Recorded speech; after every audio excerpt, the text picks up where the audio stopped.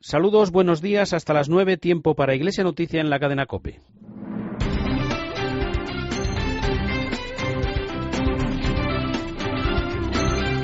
Faustino Catalina y Eva Galvache. Iglesia Noticia. COPE, estar informado. Muy buenos días, amigos, son las 8:30 de este domingo 10 de marzo de 2013, el cuarto de la Cuaresma, y estamos aquí una vez más para ofrecerles media hora con lo más destacado en la actualidad eclesial de España y del mundo en estas últimas jornadas. Hoy con Pablo Fernández en el control de sonido y Margarita García en la producción.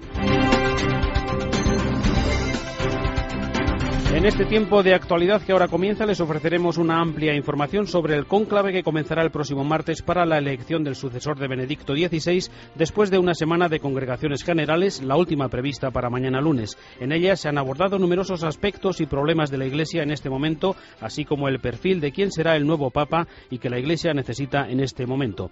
Nos detendremos también en el documento que ha presentado esta semana la Conferencia Episcopal para la promoción de las vocaciones sacerdotales, que coincide con un leve incremento del número de seminaristas ante la cercana celebración del Día del Seminario. Estas y otras noticias hasta las 9 en Iglesia Noticia. Faustino Catalina y Eva Galvache. Iglesia Noticia. COPE, estar informado. Y la actualidad de este domingo nos lleva en primer lugar hasta el Vaticano, donde todo está pendiente del comienzo del cónclave el próximo martes, después de la celebración de 9 congregaciones generales y mañana la 10ª y última, en las que los cardenales han analizado la situación, también los problemas de la Iglesia, además de conocerse mejor y de tratar el perfil del nuevo Papa. Nos vamos ya hasta Roma con la información de la corresponsal de la cadena COPE, Paloma García Ovejero. Buenos días. Buenos días, Faustino. Sí, el 4 de marzo a las 9:30 de la mañana era la primera congregación general. Desde ahí hasta mañana lunes, que será la última, la 9ª, el futuro de la Iglesia, sus necesidades más urgentes, los problemas y los retos, el identikit, que dicen los italianos, el retrato robot, que decimos los españoles, del nuevo pontífice. Habrán sido en total unas 150 intervenciones libres. De hecho, por eso se ha fijado una nueva congregación y última para mañana, porque no había dado tiempo, según nos contaba el padre Lombardi, el portavoz de la Santa Sede, a que todos los que querían intervenir lo hicieran. ¿De qué han hablado? Pues nos lo resume el portavoz en lengua española, Gil Tamayo. La relación de la curia romana y de la sede apostólica con las iglesias particulares y los episcopados esparcidos por todo el mundo, y del perfil que se espera en el nuevo Papa para el mundo de hoy. Los cardenales han hablado especialmente sobre la acción caritativa y social de la Iglesia, su empeño en favor de los pobres y también sobre el diálogo ecuménico. Mucha nueva evangelización. El último en llegar fue el cardenal Pham, el de Vietnam. Lo hizo el viernes. Juntos han orado todos ante la tumba de San Pedro. Juntos han enviado también un telegrama a Benedicto XVI, que está en Castel Gandolfo. Esto es lo que decía. Por todo lo que su luminoso ministerio petrino ha sido, y por el ejemplo que él ha dado de una generosa solicitud pastoral por el bien de la Iglesia y del mundo. Esta gratitud quiere representar el reconocimiento de toda la Iglesia por su incansable trabajo en la viña del Señor. Ya ayer sortearon las habitaciones de la Domus Santa Marta, así que después de la congregación general de este lunes, oración personal, individual, y el martes todos al cónclave. Efectivamente, Paloma, todo está ya preparado para ese cónclave. ¿Cuál es el programa previsto a partir de hoy hasta la elección del nuevo Papa? Pues hoy, como es domingo, cada uno celebrará la Eucaristía, bien de forma individual, bien de forma conjunta en las iglesias que les corresponden en Roma. Recordemos que los cardenales tienen siempre asignada una iglesia aquí, en esta diócesis. Por ejemplo, el cardenal amigo, pues a las 10 de la mañana estará en la Basílica de Montserrat, que es la que se considera la iglesia española de esta ciudad. Mañana, congregación general por la mañana, y el martes a partir de las 7 de la mañana pueden entrar en la Domus Santa Marta para tomar posesión de su habitación, instalarse, etcétera, porque a las 10 comienza la misa pro eligendo pontífice en la Basílica de San Pedro. Ya el martes por la tarde a las 15:45 se trasladan de la Domus Santa Marta al Palacio Apostólico. A las 16:30 procesión de la Capilla Paulina a la Capilla Sixtina, y ahí empieza la hora clave de comienzo del cónclave. Nos lo cuenta así José María Gil Tamayo. desde que empieza a las 15:45 con el traslado de los cardenales de la Casa Santa Marta hacia el Palacio Apostólico.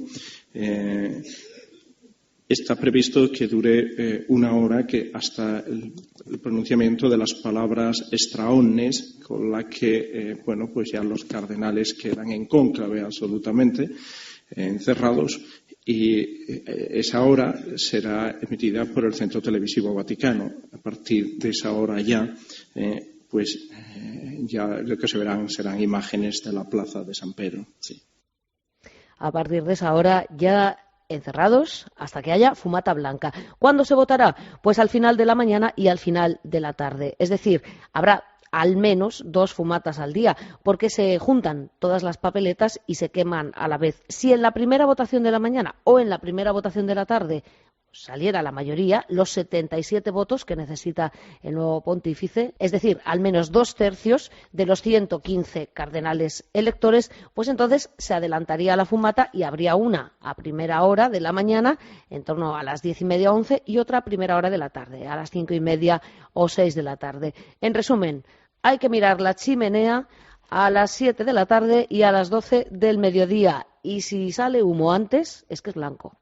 Allí estaremos para contarlo, Paloma. Buenos días. Buenos días, Faustino. En declaraciones a la cadena COPE, el profesor de Derecho Canónico, Eduardo Baura, nos habló de la importancia del secreto en el cónclave. Es del colegio cardenalicio, que en realidad son obispos que representan el mundo católico y que se reúnen en el cónclave, es decir, con un gran secreto.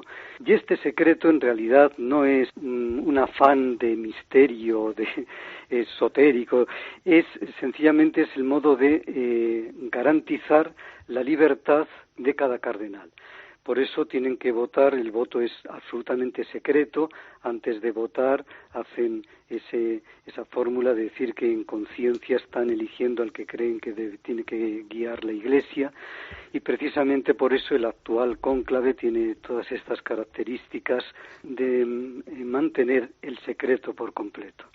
También nos habló Eduardo Baura de los candidatos y de las votaciones hasta que llegue ese recuento que supere los 2/3 de los votos y sea elegido el nuevo Papa. Ahora se habla mucho, a mi juicio demasiado, de conservadores y progresistas, que me parece que son 2 etiquetas poco superficiales, entre otras cosas porque la Iglesia tiene que ser conservadora, puesto que tiene que conservar el depósito que ha recibido de Jesucristo, y progresista, puesto que tiene que progresar en la historia. Pero en fin, para evitar que haya como 2 partidos, etcétera, se pide los 2/3.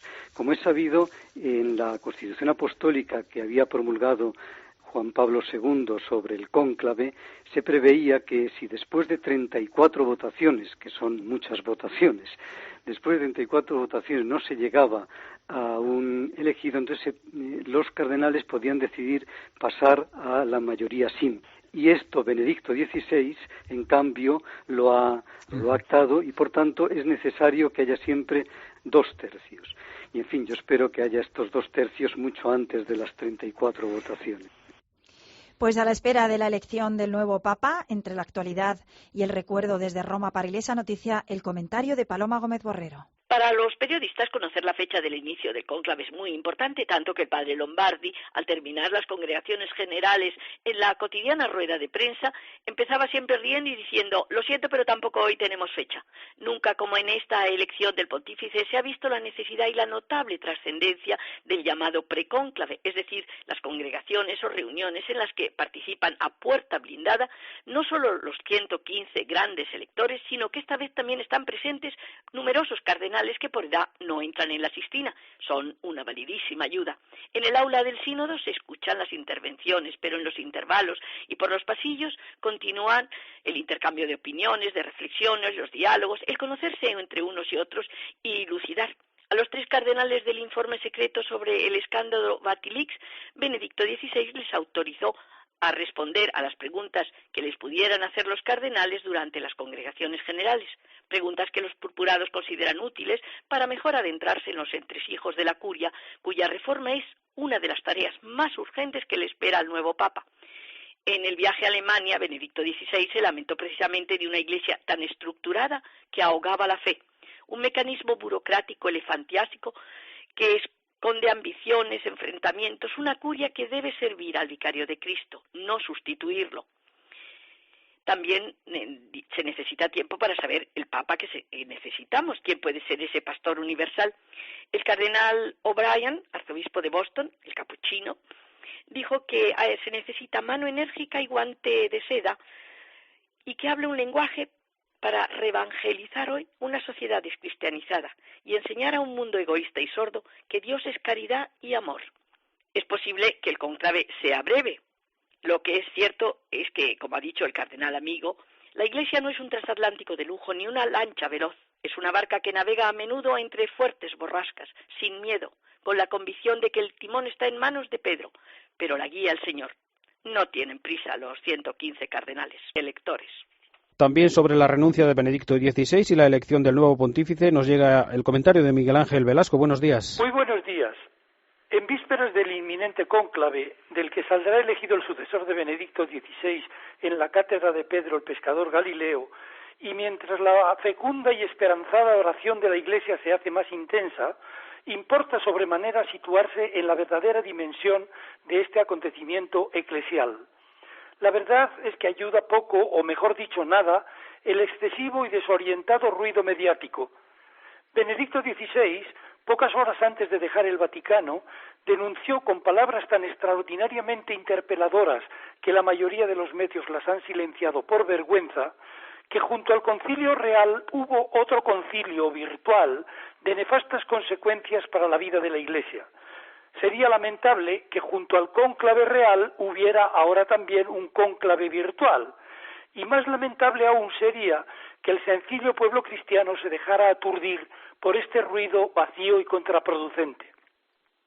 Mi experiencia profesional me ha enseñado que ni Pío XII, ni Juan XXIII, ni Pablo VI, ni Juan Pablo I, ni Juan Pablo II, ni Benedicto XVI dijeron una sola palabra a los medios antes de entrar como cardenales en el cónclave que los eligió. Este cónclave inminente que va a vivir la Iglesia es de lo más parecido al que eligió a Juan Pablo II. Como aquel estuvo precedido de un hecho inesperado, imprevisto e imprevisible, sorprendente. Entonces fue la muerte repentina del Papa un mes después de haber sido elegido. Ahora ha sido la renuncia de Benedicto XVI. Como entonces, las matemáticas y la lógica de Dios son diferentes de las de los hombres. Lo de menos será si el nuevo Papa es asiático, americano, negro o blanco. Será el que quiera quien desde siempre guía su Iglesia, que es suya, no nuestra, y que no es un partido político, ni una ONG, ni una multinacional, ni es de izquierdas ni de derechas, sino a Dios gracias, de otra dimensión, de por arriba, de muy por arriba. Que pasen un buen día. Pues cerramos esta primera parte del informativo Iglesia Noticia con el director editorial de la cadena COPE, José Luis Restán, en torno a estos históricos días que estamos viviendo en el relevo del sucesor de Pedro con la renuncia de Benedicto XVI, ya Papa emérito, y la elección de quien será el pontífice número 266 de la historia de la Iglesia. Ya están en Roma todos los cardenales electores. Han llegado de los 4 puntos cardinales. Algunos moran entre rascacielos y otros entre chozas. Los hay intelectuales brillantes, otros eficientes organizadores, algunos combativos y heroicos. El espíritu es quien conduce a su Iglesia, pero como ha dicho bellamente Benedicto XVI, lo hace mediante hombres, porque así lo ha querido. Y esos hombres están obligados en conciencia a buscar al mejor, pero siguiendo un sistema, la famosa regla de los 2 tercios, que impone llegar a un amplio consenso sobre la figura que debe sentarse en la silla de Pedro. Durante esta semana los cardenales han podido hablar con toda libertad y franqueza en las congregaciones generales. Han convivido, se han conocido, han escuchado experiencias y análisis sobre los desafíos de la Iglesia en cada lugar de la tierra. Para eso es necesario un clima de reserva que proteja la libertad de todos, y eso explica la restricción de las declaraciones a los medios. Serán las prioridades que dibujen los cardenales las que definan por aproximación los resultados del cónclave. Podemos intuir que se necesita alguien doctrinalmente fuerte que custodie el legado doctrinal de los últimos pontificados, pero también alguien capaz de sostener el diálogo con la razón posmoderna, de hacer presente el acontecimiento cristiano como novedad que responde a la búsqueda de las gentes. Está la gran cuestión de la libertad de los creyentes, mermada en Occidente por un laicismo salvaje y perseguida con sangre en muchos lugares de la tierra, y también la lucha por la cultura de la vida o el diálogo con las grandes religiones, especialmente con un Islam expansivo y ambiguo. Pero Pero este perfil no tiene nada que ver con una especie de superhombre. Recordemos quién era Pedro, el pescador de Galilea. En resumen, la Iglesia sabe que el sucesor del apóstol Pedro debe ser, por encima de todo, un enamorado de Cristo. Debe tener una profunda fe y, al mismo tiempo, conocer profundamente al hombre de nuestro tiempo. Faustino Catalina y Eva Galbache. Iglesia Noticia. COPE. Estar informado. El adiós de Benedicto XVI. Sale por última vez de la puerta de su habitación. Hay lágrimas, Hay lágrimas. Ahora sí que sí, ha llegado el final. Se oyen los cánticos, un aplauso. Ya se escuchan bastante bien las campanas de fondo. Te contamos su despedida al minuto. Y se posan en este instante. Casuelo ya, efectivamente. El helicóptero en Castel Gandolfo. Acaba de aterrizar. Mira hacia adelante y hacia el camino que se abre a partir de ahora. Pontefice somos de la Chiesa Católica fino no seré más pontífice sono ancora poi non più. De la Iglesia Católica después de las 8. COPE. Estar informado. La Biblioteca de Autores Cristianos publica las obras completas de Joseph Ratzinger. Una colección de 16 volúmenes traducidos del alemán que ofrece a los lectores de lengua española el conjunto de los escritos de Benedicto XVI. Suscríbete ya al conjunto de esta obra y recibirás en casa cada volumen que vaya saliendo sin gastos de envío y con un 15% de descuento. El próximo mes de abril, segundo tomo a la venta en tu librería religiosa habitual. Más información en el teléfono 91 484 0327 y en el correo bac@planalfa.es. Faustino Catalina y Eva Galbache. Iglesia Noticia. COPE. Estar informado. Y en Iglesia Noticia, tiempo ahora para la actualidad eclesial aquí en España. Ante la celebración del Día del Seminario en torno a la fiesta de San José, la Conferencia Episcopal ha presentado un documento para la renovación de las vocaciones sacerdotales en España. Es un texto dividido en 3 grandes capítulos que van del encuentro con Cristo a la llamada al sacerdocio, los lugares de llamada y propuestas de acción pastoral, para concluir con una explícita llamada a la esperanza. Margarita García. Vocaciones sacerdotales para el siglo XXI, hacia una renovada pastoral de las vocaciones sacerdotales. Este es el título del documento con el que los obispos españoles quieren propiciar la oración por las vocaciones, reflexionar sobre el trabajo en la promoción vocacional, compartir esperanzas, dificultades y, en último término, ofrecer algunas propuestas pastorales. En este sentido, el presidente de la Comisión Episcopal de Seminarios, Monseñor Sainz Meneses, señaló que desde la pastoral vocacional lo más importante no es llenar seminarios. No pretendemos en la pastoral vocacional llenar los seminarios de candidatos y convencer a los jóvenes y deslumbrarlos para que entren muchos al seminario. La pastoral vocacional lo que pretende es que cada joven descubra la voluntad de Dios en su vida. El obispo de Terrassa, Monseñor Sainz Meneses, hizo hincapié en el papel crucial de la familia en cuanto a esta llamada sacerdotal, al afirmar que es como una especie de seminario, la familia, donde surgen todas las vocaciones, e insistió que el sacerdocio no es un derecho, sino un don de Dios que el hombre acepta libre y voluntariamente. La vocación no es fruto de ningún proyecto humano o de una hábil estrategia organizativa. En su realidad más honda, es un don de Dios, una iniciativa misteriosa e inefable del Señor, que entra en la vida de una persona cautivándola con la belleza de su amor y suscitando consiguientemente una entrega total y definitiva a ese amor divino. Ante la próxima celebración del Día del Seminario, los datos hechos públicos por la Conferencia Episcopal confirman la tendencia creciente en el número de seminaristas y ordenados, que por primera vez aumentan a la vez. Esto se traduce en 29 seminaristas más y 11 ordenados más que el curso pasado.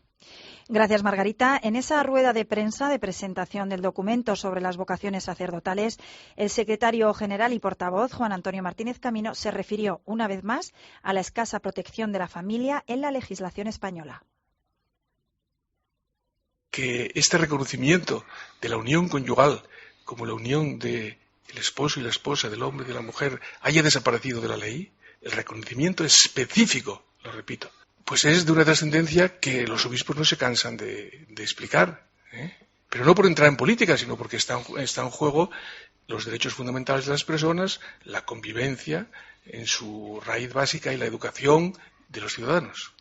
La Conferencia Episcopal ha publicado una nota sobre el libro Jesús, aproximación histórica de José Antonio Pagola, en la que recuerda que esta obra suscitó algunas quejas por su contenido doctrinal, ante las que la Comisión Permanente de la Conferencia Episcopal publicó una nota en 2008 de clarificación que mantiene su plena vigencia. El autor redactó una segunda versión de la obra que fue revisada por la Congregación para la Doctrina de la Fe, que constató que las modificaciones aportadas por José Antonio Pagola mejoraban el texto, pero eran insuficientes para resolver los problemas de fondo.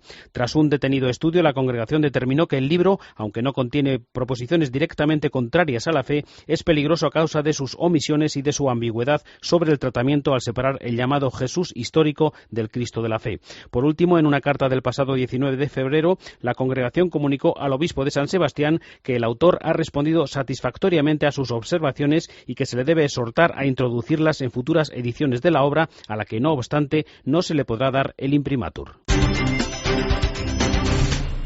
El viernes y sábado se ha celebrado en Madrid un congreso de profesores para salir al paso del creciente analfabetismo religioso y de la instalación en muchos casos en una postura agnóstica y no creyente. Es el momento de redescubrir la alegría de la fe, de renovar la escuela y la evangelización. Abelino Revilla es el delegado episcopal de enseñanza de la Diócesis de Madrid. En un mundo cada vez más técnico, no podemos realmente creer que la educación se reduce solamente a una mera instrucción o comunicación de conocimientos, por importantes que sean estos, no cabe duda. La educación tiene que ver también con valores, tiene que ver también con dar claves de sentido, y esta es la razón fundamental por la cual la Iglesia siempre se ha preocupado por esta cuestión de la educación, por la sencilla razón de que quiere presentar al que para nosotros es la verdad y el modelo de identificación plena que todos realmente buscamos, Jesucristo. En Burgos, la Facultad de Teología ha organizado un año más el Simposio Internacional de Misionología, en esta ocasión en torno al Año de la Fe. Desde COPE Burgos, Mar González. El 26º Simposio de Misionología ha reunido esta semana en Burgos a más de 60 personas para analizar la fe como misión entre las gentes. Su coordinador, Roberto Calvo, destaca la importancia de transmitir el mensaje de Cristo a aquellos que no le conocen ni forman parte de la Iglesia. De cara a los jóvenes, porque es uno de los ámbitos que vemos que necesita esa actividad misionera, y por otro lado, pues cómo la misión puede enriquecerse también desde las tradiciones religiosas de otros pueblos, y en concreto pues de África, de África de cara a lo que llaman las religiones tradicionales de allí, y de cara al budismo en Asia. A lo largo de 3 jornadas, el simposio ha analizado la misión desde la alegría en Dios, el misionero como figura paradigmática del cristiano, o, como escuchábamos, experiencias concretas relacionadas con la cultura de los jóvenes y la misión en África y Asia.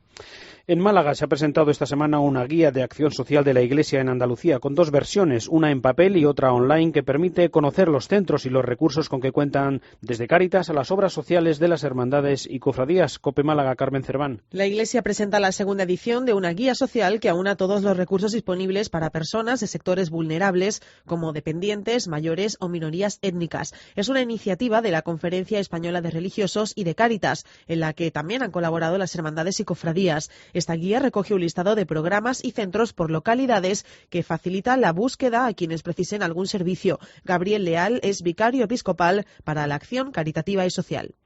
Esta es la idea, doble, que se vea que la Iglesia no es solo el culto, la catequesis, sino que también servicio a los pobres, que sepan cómo encontrarnos para coordinarnos, y eso haga más fácil el acceso de la gente que necesita a los recursos. Es la doble pretensión que tiene. La llamada Guía de Acción Social de la Iglesia en Andalucía está editada en formato libro y también se puede consultar en la web guiasocialiglesiaandalucía.es.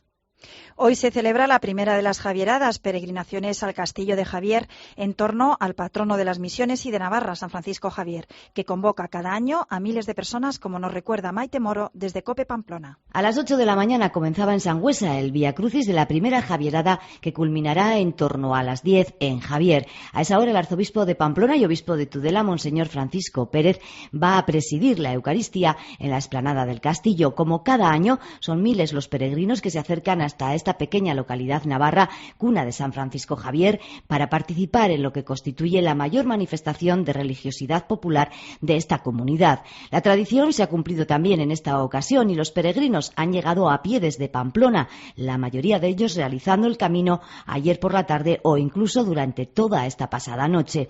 Pero quienes han acudido a Javier desde la Ribera de Navarra comenzaron a caminar ya el pasado jueves, porque la distancia es mayor y se necesita hacer numerosos descansos. A lo largo de todo el recorrido, agentes de la Policía Foral y de la Guardia Civil se han encargado de regular el tráfico y auxiliar a los peregrinos. También lo han hecho otras organizaciones como Cruz Roja o la Día, en los distintos puestos que atienden sus voluntarios. El lema de las Javieradas de 2013 es «Id y haced discípulos de todos los pueblos». Monseñor Francisco Pérez hacía la siguiente reflexión sobre el significado de estas peregrinaciones. Es un momento de búsqueda y de Dios y de conversión. Los planteamientos han de corresponder al fin de las peregrinaciones: tiempo de plegaria, examen de la vida, acercamiento a la palabra de Dios, gozar de su presencia misericordiosa y amorosa en los sacramentos de la confesión y de la Eucaristía, y pulsar la fraternidad y la solidaridad con los hermanos más necesitados. Las peregrinaciones no tienen una finalidad cultural,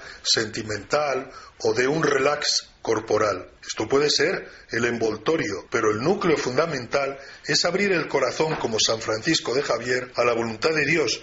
El próximo sábado tendrá lugar la segunda Javierada. El Vía Crucis partirá a las 3 de la tarde y la Eucaristía en Javier se celebrará a las 5. El obispo de Bilbao, Mario Iceta, ha presentado un estudio sobre la cristianización de Euskadi que reúne los estudios del historiador Andrés Eliseo de Mañaricúa, de quien se celebra el centenario de su nacimiento. Desde COPE Bilbao, José Luis Martín. El obispado de Bilbao y la Universidad de Deusto han cerrado esta semana los actos del centenario del historiador vizcaíno Andrés de Mañaricúa, con la presentación de sus estudios relativos a la cristianización temprana de Euskadi, que Mañaricúa sitúa varios siglos antes de lo que hasta ahora se pensaba. El obispo de Bilbao, Mario Iceta, destacaba esta tesis en la presentación del volumen. Viene a decir que don Andrés, en las conclusiones, es muy interesante, dice: por un lado, al ir contracorriente, defendiendo apasionadamente la temprana cristianización del País Vasco. Se pensaba que había sido una cristianización pues muy tardía, y don Andrés muestra con su investigación que fue mucho más reciente de lo que se pensaba, ¿no? Y ello lo hace empleando fuentes históricas, reactivando la investigación y en especial los estudios arqueológicos. Iceta mencionaba específicamente el caso del territorio histórico de Vizcaya. Podemos congratularnos de que gracias a don Andrés Eliseo de Mañaricúa conocemos que nuestro pueblo de Vizcaya conoció la luz del Evangelio de Cristo hace más de 1000 años. Y creemos y esperamos que esta luz perdurará para el bien de las futuras generaciones. El libro, que ha sido editado con la colaboración de la Fundación BBK, ha sido recopilado y editado por Ander Manterola, que ha subrayado la importancia de la figura de Mañaricúa, a quien ha descrito como uno de los más importantes historiadores vascos. Faustino Catalina y Eva Galbache. Iglesia Noticia. COPE. Estar informado.